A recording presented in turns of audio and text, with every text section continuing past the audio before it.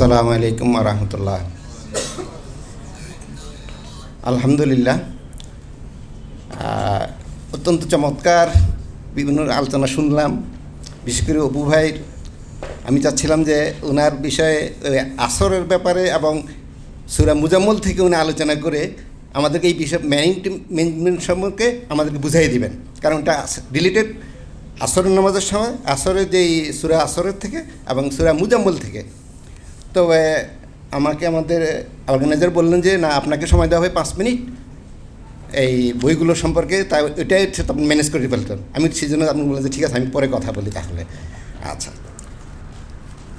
এই ব্যাপারে আপনারা যেমন হয়তো সবার হাতে বইগুলো পেয়ে গেছেন সম্ভবত, আপনি যদি একটা হাতে তোলেন তাহলে একটু সুবিধা হয়।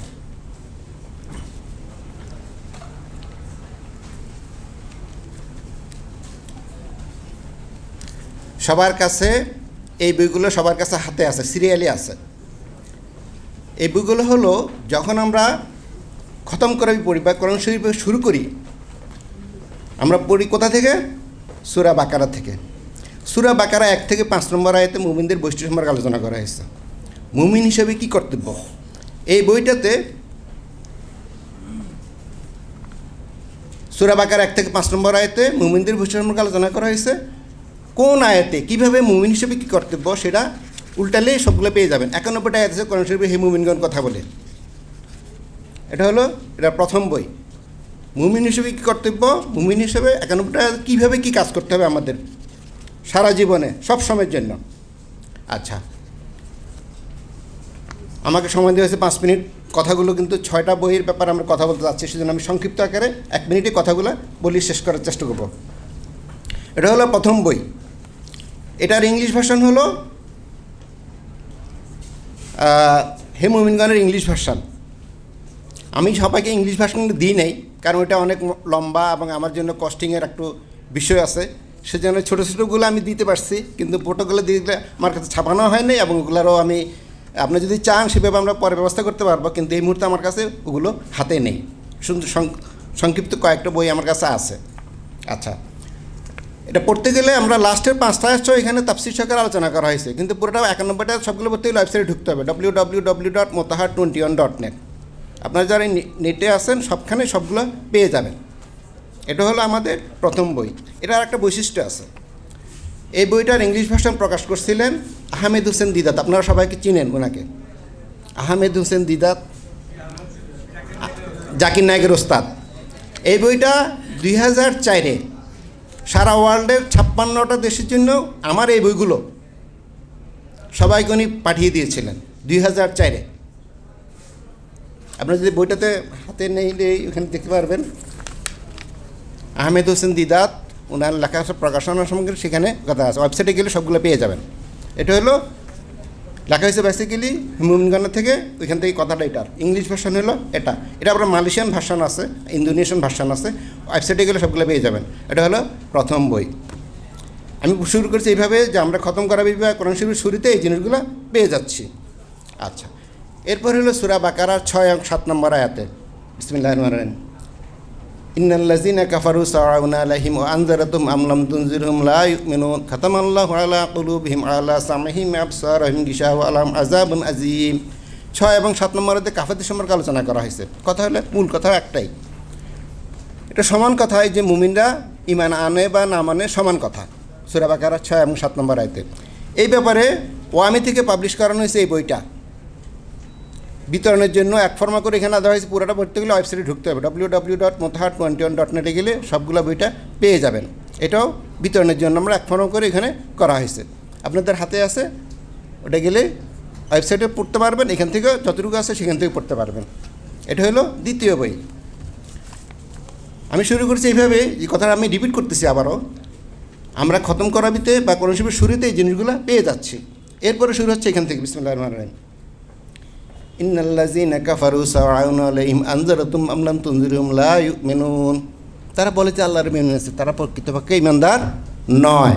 কথাটা লক্ষ্য করুন, তারা বলছে যে আল্লাহর উপরে ঈমান এনেছে, প্রকৃতপক্ষে তারা ঈমানদার নয়। এখন আমি প্রশ্ন করতে চাই, যারা বলে যে আমরা ঈমান এনেছি, তারা যদি ঈমানদার না হয় তাদেরকে কী বলা হয়?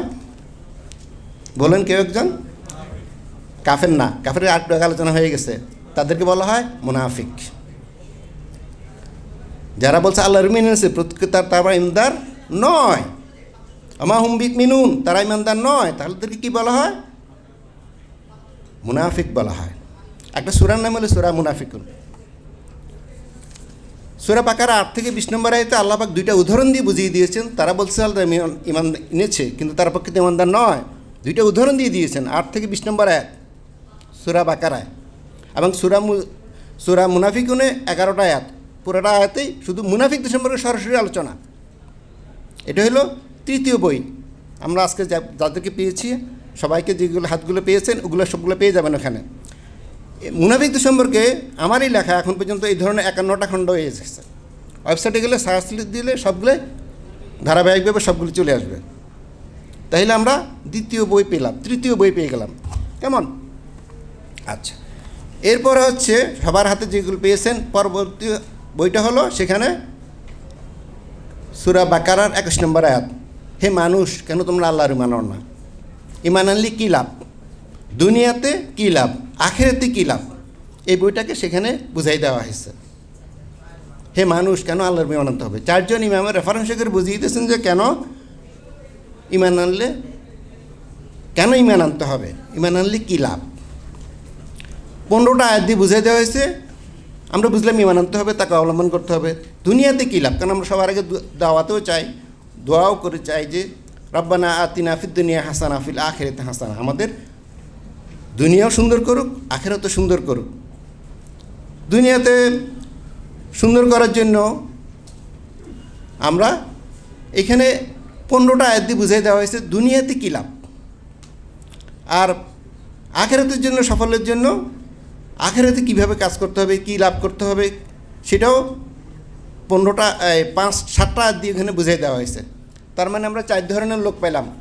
প্রথমে মুমিনদের ব্যাপারে আলোচনা করা হয়েছে, তারপরে কাফেরদের ব্যাপারে, এরপরে মুনাফিকদের, এরপরে হে মানুষ বলে এই সব ধরনের লোককে নিয়ে একসাথে সামারিটা এখানে তুলে ধরা হয়েছে। হে মানুষ, সবাইকে নিয়ে একসাথে সম্বোধন করা হয়েছে। হে মানুষ, কেন আল্লাহর ইমান আনো? ইমান আনলে কী লাভ, দুনিয়াতে কী লাভ, আখিরাতে কী লাভ। তার মানে বোঝা যায় যে এই 4টে বইটাতে সংক্ষিপ্ত আকারে কোরআন শরীফের একটা সামারিটা এখানে তুলে ধরা হয়েছে সকল লোককে নিয়ে। আচ্ছা, আর আমাদের হাতে যে সর্বশেষ বই আছে, এটার একটা কথা আছে। হে মানুষ, এটা হলো ইংলিশ ভার্সনে প্রকাশ করা হয়েছে পুরাটা। এটা হলো থিসিস আকারে সাবমিট করা হয়েছিল 2015-তে। অস্ট্রেলিয়া থেকে পাবলিশ করানো হয়েছিল এটা। ওয়েবসাইটে গেলে সেখানে পেয়ে যাবেন ওগুলো সবগুলোই। এটা হলো হে মানুষের ইংলিশ ভার্সন। আচ্ছা, আমাদের সর্বশেষ বইতে সবার কাছে পেয়েছেন যেটা আমাদের 24 ঘন্টার রুটিন। অপু ভাই আর কেউ বলতেছিলেন ম্যানেজমেন্ট সম্পর্কে। আমি সেটাই ওই ব্যাপারে ওনার সাথে একটু আলোচনা করতে চাচ্ছিলাম তখন এখানে। যাই হোক, যেখানে আমাকে বলা হয়েছে সময় দেওয়ার জন্য, সেই জন্য আমি ওই ব্যাপারে আবার কথা না বলে এখানেই বলতেছি। আমাদের 24 ঘন্টার রুটিন কেমন হওয়া উচিত?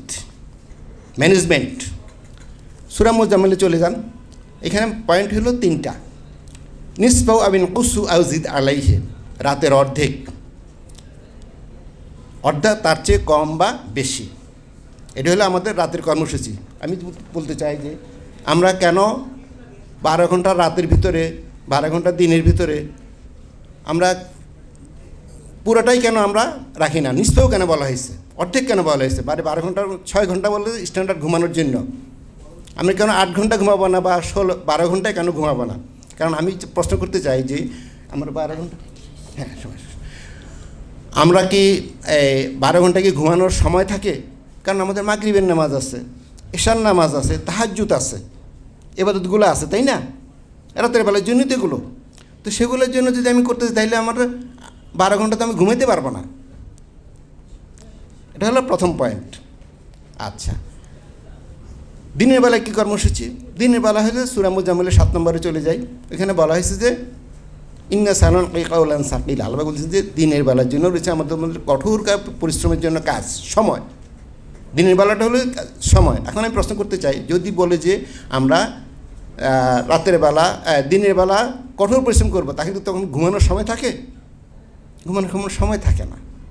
আচ্ছা, তাহলে রাতের বেলা কর্মসূচি, দিনের বেলা কর্মসূচি এগুলো। এখন অনেক ধরনের ডিউটি করে, যেমন ডাক্তাররা রাতের বেলা ডিউটি করে সারাক্ষণ, এই ধরনের কাজ করে। পুলিশ, আর্মি, অন্য ক্ষেত্রে সিকিউরিটি ডিউটি করে, তাদের কী অবস্থা হবে?